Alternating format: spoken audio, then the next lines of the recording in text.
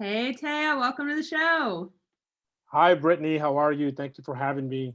Doing great. We love having men on the show. We love Oh, more wonderful. men care about uteruses, y'all. I love it. Indeed, that is true. And where are you located? I am located I split my time between Austin, Texas, and Monterrey, Nuevo León, Mexico. Mexico. Northern Mexico. Awesome. Yes. Yeah, we're trying to get some more downloads in South America. We have a few countries down there, and so I'm excited to get some more subscribers from south of the border for us. Fantastic. Yeah. Fantastic. A lot of stuff going on these days in south of the border. Yep. Yes, absolutely. Well, we always love to kick off our interviews with a little bit of background about our guest because, we have a lot of aspiring founders. And so everyone's story is different in how they got into femtech. So tell us where you're from. What did you study? Where did you work previously? And then how did you end up here at Hera? Sure, sure. It's my pleasure. So, I was born in Mexico. When I was 2 years old, my parents moved to the United States, really wanting to give my siblings and I opportunities that we didn't have in Mexico. I was very fortunate to have some very good teachers, and I was a pretty good student. So I ended up studying my undergraduate degree at Stanford University. Excellent. I majored in chemical engineering. Um, it, it was a fantastic degree. I was very lucky in a fantastic university. Um, Engineering never felt quite right for me, so I ended up moving and getting an MBA, and I became very interested in entrepreneurship. But Mm, as a first generation, I call myself a first generation everything because I'm a first generation high school graduate, college graduate, and entrepreneur. wow. I had to work for a while. I had to first establish a financial base for myself Hmm. and also help out my family as well. So I worked for Dow Chemicals. I worked for Rockwell Semiconductor Systems. I worked for Dell Computers, and then was able to leave my day job and start dabbling in the innovation space, which is I'm very passionate about innovation. I'm very passionate about disruptive technologies. And when I learned about what the work, the Hera technology in the femtech space, I just fell in love with it from the social impact side. That's incredible. Well, you just named a whole bunch of like chemical and then like computer companies. Was was medicine and biology and healthcare anywhere in there before Hera? I studied some biology in college. At one point, I thought I wanted to be a doctor, but it really wasn't my calling. Hmm. Um, no, I'm more of a. I consider myself a deep tech entrepreneur, and that I like to work on deep science projects, and Hera is one of them, being in biotech. But I'm also very passionate about renewable energy, biodegradable plastics. I like tangible products. Software is an incredible space. It's just not my preferred area to play in. Yeah, yeah. Well, I personally cannot code for my life. I do not have the personality or the patience. Patience is on my like things to work on list. So coding is not for me. So I get that. I also love your story of being the, first for everything. Personally, I did not come from money. In fact, I grew up in a super chaotic household. And so I always say, like, I think I'm on some kind of trajectory that the universe wants me on because the cards I was dealt did not line up for me to be where I am right now. Like there's some Oh, kind of wonderful. mission I'm supposed to be on, right? And I hope it's femtech. I hope I have found the mission. But we do have a lot of listeners that also reach out to me and say, I want to start a company, but I'm in college and I'm the first person in my family to go to college. And if that's you listeners, just know that is very typical of very successful founders, so very, very typical. You don't have to come from money or see a line of entrepreneurs in order to be one. Yes. I agree. It helps, you don't It have helps. It certainly helps. to. Well, tell us about Hera Diagnostics. How long ago did you get involved with it? Yeah. Hera Diagnostics is really the evolution of a prior project that was named Onco Solutions. It started in 2016, 17. Okay. And it was a team of scientists from Monterrey, Mexico, that really wanted to tackle the problem of cervical cancer in their country, in Mexico. We have still around 300,000 women dying each year from cervical cancer. And In when you Mexico? start, in the whole world, I'm In the sorry, world. Okay. in the whole world. And when you start digging into the numbers, 80% of them live in developing economies, Mm, in low and middle income countries. So it's obvious that there's something going on. yeah. Uh, and so they started scratching the surface and realized that there's an issue with access Uh-huh. to solutions where women are very marginalized, live in remote areas, sometimes areas where there's no doctors, laboratories, and then for cost reasons, the majority of the world still uses what is called the traditional Pap smear to screen for cervical cancer, Okay. not the liquid-based Pap smear, and that is a much lower cost screen, but it's also very inaccurate. It's got a Oh, very, very low sensitivity. So it just flat out misses a lot huh. of sick patients. It just won't catch it. Let's pause there for 1 second. What is a traditional pap smear and what's a liquid pap smear? How do they work? Yeah, so this is basically the traditional Pap smear is a little brush, and they collect cells, Uh-huh. and they send it out to cytology, Uh-huh. and then they get a result back from a pathologist. The liquid base is very similar. There's a couple of methods, but how the samples are cleaned, how they're treated before they go to cytology, Oh, that improves tremendously the accuracy, but got also the cost, right? So, that. so in Mexico, for example, it just becomes prohibitively expensive. Mm-hmm.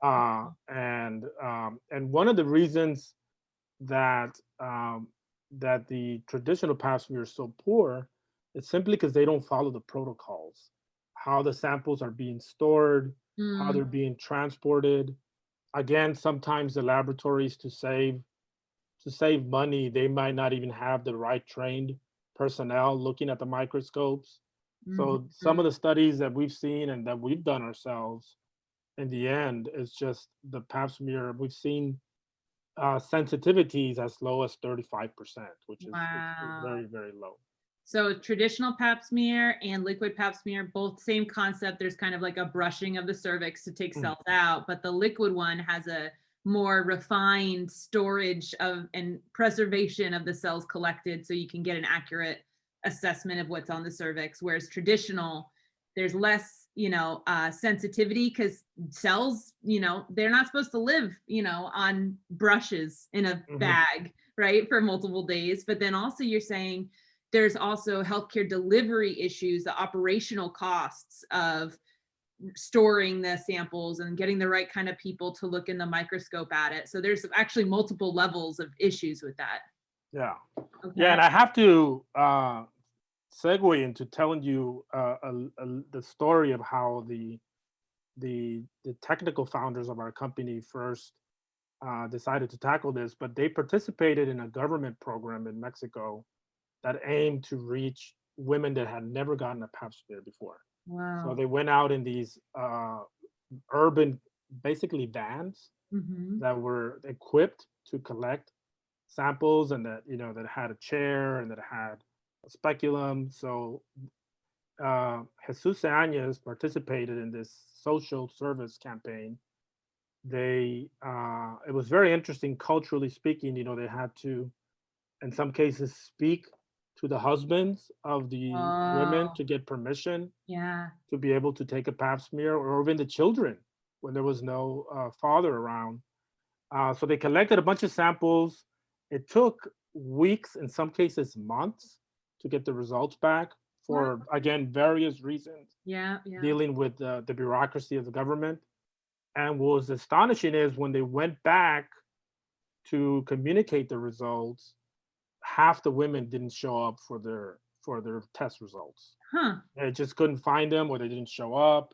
So he came up with the idea and the need to have a point of care real-time diagnosis. He says we need to Yeah. immediately detect the illness and inform the patient that there's a problem, because the awareness level will then drive the treatment, right? But Yeah. if we can't even tell them that they're ill, then how are they ever going to get treated on something Yeah. that's very treatable, right? And how often should women get pap smears? So like how, is this a once in a lifetime thing? I know it's not, but tell us. Well, it's different. It's different in different countries according to what's being recommended as a standard of care. In Mexico, which is where we're launching first, it's pretty much like every 3 years. 3 years. Got it. Yeah. Yep. But knowing what I know about the pap smear, I tell my own family in Mexico, I tell them you should get it every year. Every year. Yeah. That's what Yes. I've heard too for myself. Yeah. Yes. And one more question. I know I have a lot of biology questions for you because this is Sure. good. We've never actually talked about pap smears on the show yet. So um we have an HPV vaccine that exists, Mhm. right? And so that has, at least in Australia and New Zealand, it's almost nearly eradicated cervical cancer because cervical cancer is so oftentimes caused by the HPV virus. And so human papilloma virus, that's what the V is. But is that is there still an issue in needing these pap smears because the vaccines for HPV are not getting to these rural communities? So there's the issue of that in the short to midterm, you're not gonna be able to vaccinate everybody, Yeah, right? And yeah. especially if the woman is older. Also, uh, we've seen some papers published that the strains that are causing the cervical cancer are not the same in each country. So Mm, how these vaccines were designed, were primarily designed for the United States, Europe. It's not necessarily the strains that are actually problematic in Latin America. geez, So, oh my gosh. so, There's such so we, bias in science. Oh yeah. God. So we think that we're big proponents of vaccination. We think Yeah. that's a very good thing. Mhm. But we do think that the need to still do screening Yeah, will continue on, um, for some of those reasons. One is absolutely. not everybody will get vaccinated. Two, sometimes not all the cancer causing strains are covered Yep. in the vaccine. So we still think that screening is pretty much here to stay, Yes. even though the incidence will go down dramatically because of vaccination. Mhm. We think the need to screen will remain. You still need it. That's right. Yeah. Wow. Okay. So interesting. So tell us, what is Instapap? Yeah, so Instapap is basically a medical device that utilizes two very simple principles to detect a cancer lesion. We don't detect the virus. We're not like an HPV Mhm. test. We are a cancer test. Got it. So whereas the HPV test tells you that you are a very high risk for getting cancer, it's not telling you that you actually have cancer. Yeah.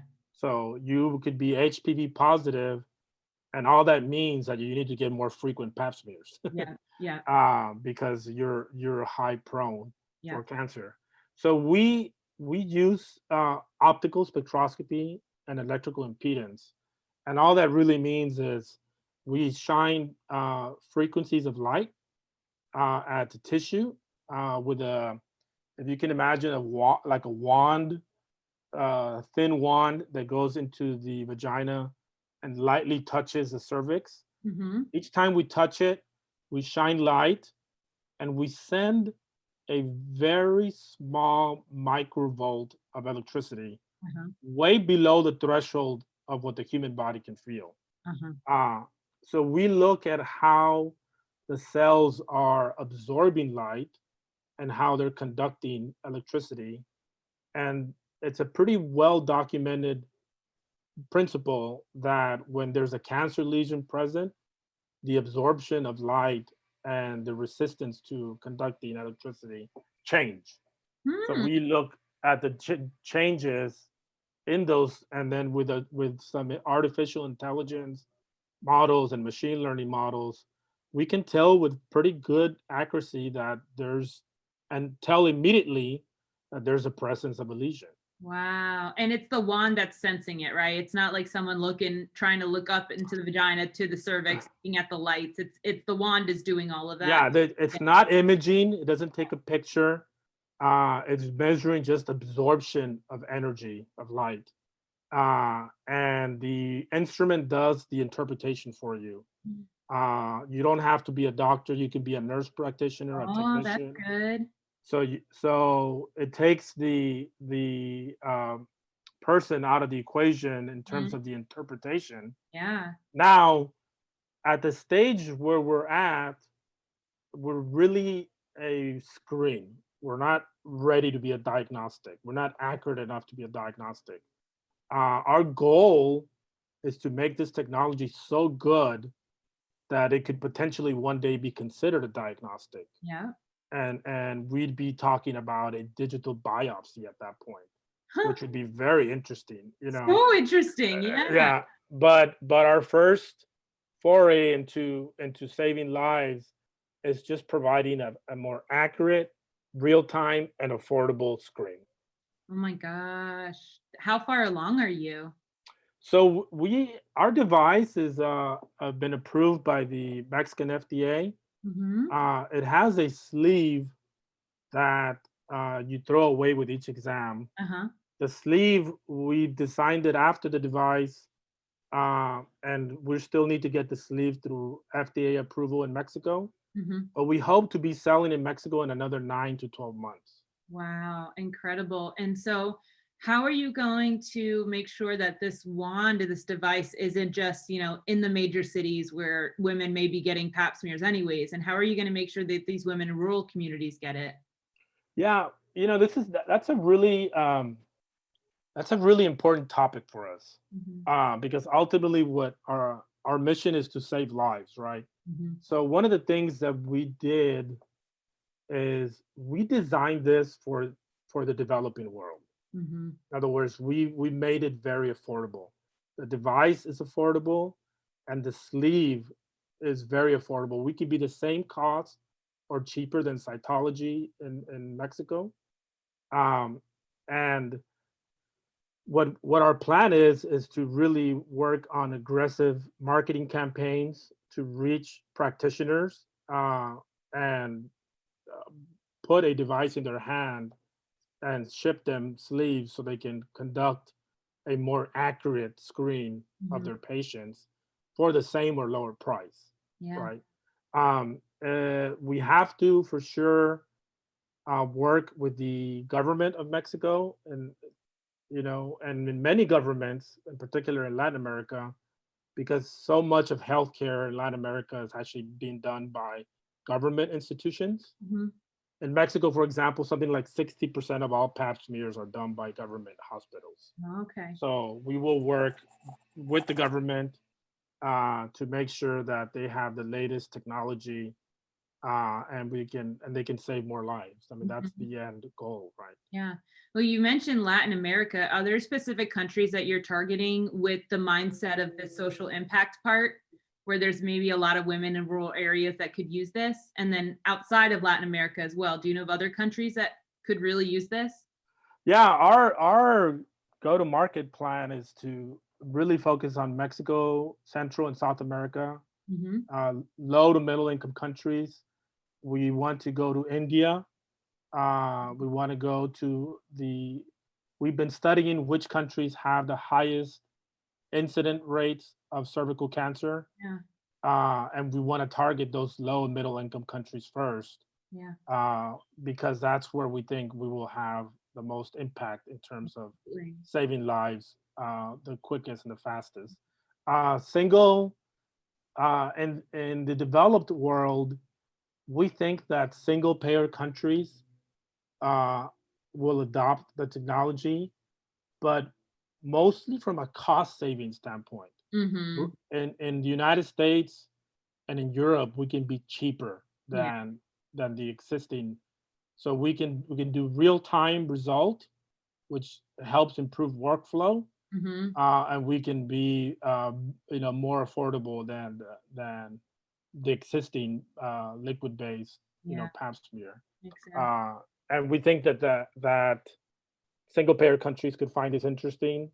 Mm-hmm. The United States probably will be our last frontier. Mm-hmm. Cervical cancer is not a huge problem, Yeah. although we have this very interesting idea where we've thought of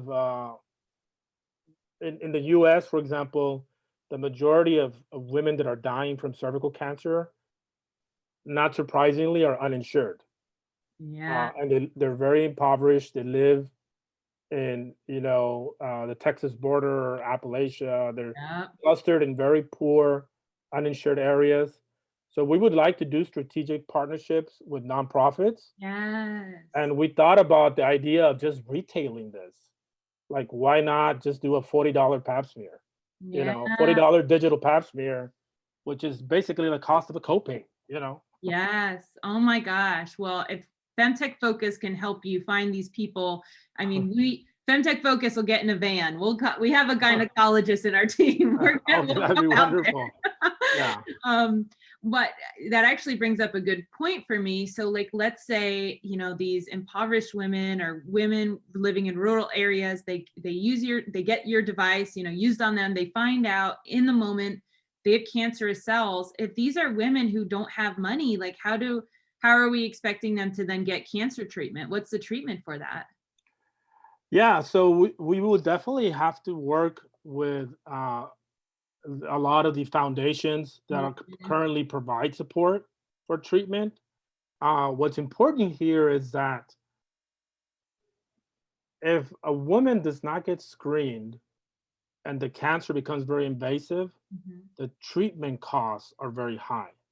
Okay. But if we're able to catch this at SIN 2 or very early stages, you're going to have more treatments being done, but less expensive treatments. Got it. Got it. It's And I not, guess they couldn't even get help if they didn't know it in the first place. So, yeah. yeah. So we will have to work on strategic partnerships with different foundations that provide help to uninsured patients. A lot of cancer hospitals also have programs for uninsured patients. Mhm. So yeah, that area on the treatment side, the government will hopefully step up to the plate. Yeah. But yeah, obviously, the first step is the awareness, Mhm. and then the next step is getting the treatment Yeah. needed to be able to save the patient. Absolutely. Well, what about other cancers that predominantly affect women, like breast cancer? These are women in these areas and these demographics also struggling with never having a, mammogram type of test done. Indeed, Mm. yes. Yeah, unfortunately, breast cancer isn't something that we foresee our device being able to help with. We do foresee being able to help and develop an algorithm for skin cancer, for example, which Okay. is another really high runner. A lot of biopsies in skin cancer, um, and throat cancer, colon cancer. Uh-huh. Uh, so that's our hope is to also migrate. We basically have a platform technology that can also be used Yeah. for not every cancer, but other types of cancers. Yeah, definitely. Wow. Well, how many, can you estimate how many women do you think you'll be able to save with this? Like, You have know, the numbers been crunched? yeah, we did do a program with an NGO in Mexico called Tren de la Salud, where we tested it's a train cart that goes to rural areas of Mexico, Mhm. and they perform uh, routine exams for women. Mhm. Many of these women have never gotten any kind of care in their Wow. life. So we participated, our device participated in that campaign, and we tested around 9,000 women, Mm. and we found, validated by a biopsy, we found about 3.8% incident rate, Is which that is average very high. or is I that mean, that's much higher than what the incident rate is. wow? It could be the population we were dealing with. Yeah. Uh, it could also just be that when we talk about the sensitivity of the traditional pap smear in Mexico, that the numbers that are being reported right now are Oh, severely underreported okay, that because it's just they're just not catching it. that's right. They're not catching it the first time Mhm. around. So we ended up with about a 3.8% incident rate, and each one of those was validated by a biopsy. Wow. So it was, so we think that the problem is more severe than what is being reported. Absolutely. Wow. Yeah. This is crazy. What are some symptoms of cervical cancer? Like, how would a woman Bleeding, even know? the more pain and bleeding Mhm. are the most common symptoms that I'm aware of. Wow. Yeah.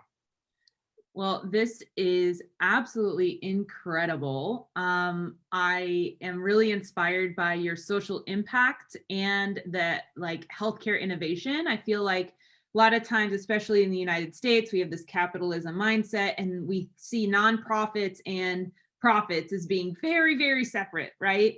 And that Yeah. you can't do good and make money at the same time. But that is absolutely not the case. And a lot of femtech is doing good, social impact, and you can make money doing it. You don't have to be a nonprofit to do it. And Yeah. so you are obviously targeting something that, I mean, I didn't even know that was an issue, right? Yeah. So, I would say that the one piece of advice that I would have for other femtech entrepreneurs and inventors is to start with your end customer in mind when you're designing. mhm, So many times um, we have tended to design products for the US market, and that's a very different market than the rest of the world, right? The majority yeah, of women are living on a few dollars a day, yeah, right? So what they can afford, so designing solutions for the bottom of the pyramid uh, without sacrificing accuracy, without sacrificing quality, can also be used in the United States and in Europe. yeah. But when you design them to be affordable, you don't block out this massive population of women that live in the developing world. I So love that advice. yeah, so I'd say, spend some time in other countries thinking about the cost structures in India and Latin America and Asia. And if you find a solution there that works, it should also be useful everywhere, right? Mhm, yep. And maybe even lower costs in the US, which are badly needed. Oh yeah. Yeah, we had Dr. Jessica Grossman on here from Medicines 360, and they, funded an IUD that was going to be the cheapest IUD ever created, targeting, you know, um, countries in Africa actually. And but now it's an IUD used worldwide in the US Mhm. all the time, right? But they were targeting like how do we get women contraceptive via IUD in an affordable way for these African countries. So absolutely, kind of like going, starting with the social impact part first, and then going to the bigger capitalism side of it. What are some future goals for Hera Diagnostics? Well, we're an early stage. We're still an early stage company. We want to be in 10 countries in the next 5 years. Mhm. Uh, we're looking at Mexico, Chile, Colombia, Peru, Brazil, India. Um, and so we would want to be, our goal is to be selling in 10 countries in the next 5 years. We want to continue to improve the technology and go beyond screening. Mm. And potentially, and I say this very with a big caveat, we eventually want to be as good as a biopsy, right? I mean, that's our end vision, is to be able to say, wow, that would be really disruptive, to just be able to use our technology and not have to do a colposcopy and not have to do a biopsy, and just be able to say, this patient needs treatment next, right? And Yeah. that's going to take time and obviously a lot of work with the medical community. But that's the promise of what technology and artificial intelligence holds, Hmm. is that it can become a really, really, nobody ever thought of cars that would drive themselves. Nobody ever thought of things that we're now seeing, right? Yeah. So Yeah. we have to set a vision for the future, and we're not going to stop at screening. We want to move and continue to add technology, continue to make it better. I love that because I feel like so often, especially in medicine and science, we get stuck kind of in paradigms that we're like, well, that's just the way it is. And so, like, if we suspect this person to have a tumor, we should definitely cut a piece of them out and test it. Right. And Mhm. like, we need to question every step, even the things that we're like, well, that's just the basic step. You cut it out. Right. And so what you're saying is like, do we have to cut it out? Like, maybe we could just leave it and test it that way, Yeah, test it that way before you start cutting out. Yeah. Skin cancer is an area where I think could be very useful, because right now a doctor looks at your skin, and then the only thing they can really do is take a biopsy, Yeah. and that could be from your nose or your cheek, Yeah. right? So if we could avoid doing that, Yeah. that would be a very good thing for for the world, right? So yeah, we have plans to go into other areas of cancer. We've also, because it's viral, we're also exploring whether the technology could potentially be used for COVID type testing, Uh-huh. right? The virus, COVID virus, can also lead to changes in your tissue in your throat. Hmm. So we could have an instantaneous, affordable screen for those. Just stick a little wand up your nose, test the Yeah, electrical stimulation of the but it cells would, there. yeah, or nose or throat, and the Yeah, idea, the idea would be that it would be affordable in real time, that's right? Is right. that we can immediately tell a person, a patient, that there's an issue, and that it would be affordable as Uh, well. So those are things we're dabbling with, infectious diseases as well. But we want to be a company that continues to innovate. Absolutely. So Well, speaking of innovation, we have a lot of aspiring founders that listen, and they're eager to know what is an area in women's health and wellness that still needs innovating. What do you think? yeah, I think, well, definitely, I think the areas related to oncology, which we've been talking about, but also bacterial b- well-being and balance, Hmm. especially in the uterus and the vagina area. Yep. That has a lot to do with, uh, uh, what is it, incontinence, Mhm. infections, for urinary infections. I think those are some areas of opportunity. Um, uh, yeah, I mean, that's what comes to mind right now. I love it. Wow. Yeah. Vaginal flora is something that we've talked about several times on the show, but it's always been like, yeah, we know it's important, but no one really knows all that much about it, you know?